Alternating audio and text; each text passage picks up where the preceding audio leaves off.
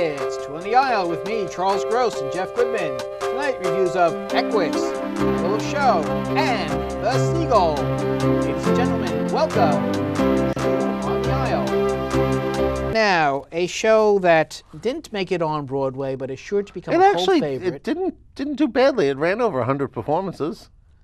That's so good these days. I know, but still, I thought it was did better than I thought. Okay. And it only made it to Broadway because they willed it to Broadway. Well, let me tell you, this is the little show that could and kind of did. It did. It did. Oh my goodness! Started off. I would never have expected this to make it to Broadway. Neither would I. Neither would I. And it got there. I mean, everyone knew it wasn't going to get a market, but I didn't expect it to. I'm sure whoever put it on Broadway expected it to. Oh, no, I don't think so. Why would they put it on Broadway otherwise? I think they did it because there was a lot of pressure to do it. These people it had been done several times before, and then they did an internet production called The Title of Show. It was about bringing it to Broadway. So they kind of almost forced the hands of the producers, or they might have lost it to someone else. I don't know.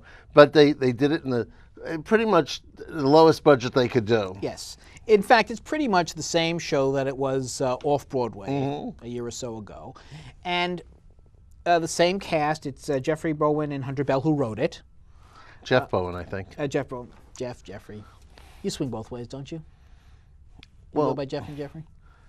Yeah, but he doesn't. He just calls himself Jeff Bowen. And also Susan Blackwell and Heidi Blickenstaff. And what it is essentially they tell you how they came to write the show and getting it into a musical theater festival. What it is, it's a show about writing a show. Yes. So what they do is anything they said, they wrote down and made in the show. Mm-hmm. So when you said, that would be in the show. Yes. That would be in the show. Exactly. That would be in the show. All right, you're getting redundant. That would be in the show. Okay. They also know when to stop and move on. That would be in the show. Yes. End of scene. Exactly. But what I liked about the Broadway production that I didn't like about the off-Broadway production is that once they got the musical to the festival, the journey ended. And even though there was life after that for Title Show, it came off Broadway. Mm-hmm. The steam seemed to have come out of it. But they seem to have been rejuvenated with the Broadway move. And so they continued the story. They've added to it, including, getting the show on Broadway. And they never lose the steam. And so the enthusiasm that started when they were saying, okay, let's get this show into the festival, remains when they're getting into Broadway. And consequently, you have a much better show. Now, the only thing I thought that was really significantly different was the answering machine messages. Because if you remember, in the original production, I believe it was only Betty Buckley they got to do the answering machine. I think they had Christine Ebersole also. Did they? Yes. I don't know, but they only had a couple of people. Everyone's on the answering machine now. It's maybe you hilarious. better explain that whole routine. Well, it's all about they're asking people, would you like to do the show? And so usually in between shows, you hear the beep of the answering machine. In between scenes. What did I say, shows? I'm Yes. sorry. Okay. You know what? We have a roll-in. We have some... Excellent idea. Okay. Because this will explain it better than us, but it's a wonderful theater piece for people who love theater. Okay. So let's take a look at... Title of show in square brackets. Where is it? Please play. The first scene was just us talking about what to write. We could put this exact conversation in the show. Wow, so everything I say from now on could actually be in our show? Yeah. Like this? Like this. And this? And this. This too? This too. What if this dialogue were set to music? What if what we're saying could be said in a song? Hey, that's not a bad idea. Perhaps we could use it. Music in a musical, how can we go wrong? We could ask significant questions. We could get important points across. Like, are we writing for art? And is art a springboard for fame? And will fame get us a paycheck? But will a paycheck mean that we're sellouts? And if we sell out, will they yell out me and you to nobody's Lord? And maybe someday, if we're lucky enough, we'll all be in a studio recording the show. And 10 years from now, when we play the cast album, this track on the CD will remember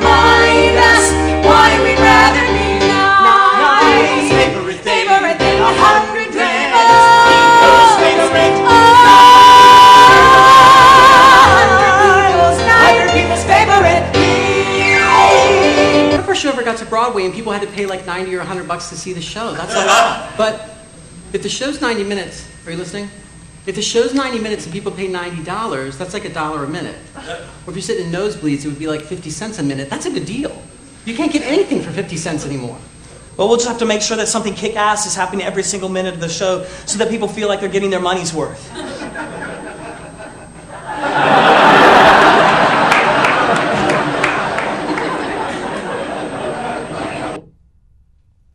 I just love it. And to tell you the truth, it really does have a wonderful message at the end, because what the song you heard most of, the last song, is the last song of the show. Nine people's favorite thing. Right. Because it's such, I mean, I love when people are very, it makes so much sense. It's kind of like a Rent moment where I heard, I'd rather be 9 people's favorite thing than 100 people's 9th favorite thing. Mm-hmm. It's just one of those moments that makes you think, and it's very profound. It is. I mean, but don't spend too much time thinking. No, I just happen to like that message. I think it's a great message to get across. I think it's so light and free-spirited. Yes. That it's just one of these shows I'm sure you and I love. I'm sure almost every critic in the world loved. Right. I don't know if it's I mean, there's for this one everybody. wonderful number. Well, obviously not, because it's closing. Apparently, they got their 9 people, but that wasn't enough to fill a Broadway house. But for example, at one point, they go through a whole bunch of Broadway flops. Oh my gosh! Well, you and I love that because we have all those playbills. Probably. But I'm telling you, it's such a theater person show. Yes, very much so. But also, what I found interesting was not only did they discuss writing the show, but they discuss their commitment to the show. At one point, one of the Heidi Blickenstaff, her character, and I guess she has a full-time job. At one point, she's an office manager. Right. And at one point, I think Hunter Bell asks her, "When are you going to quit your job?" And she turns around and says, "Well, when are you going to stop borrowing money from me?" Yeah. Or at one point, Susan Blackwell, she gets a part or an understudy Susan part. Blackwell is the only one who's been working on Broadway. In The Little Mermaid. Right. And she has to decide, well, am I going to stay with that? Can I go back to title of show?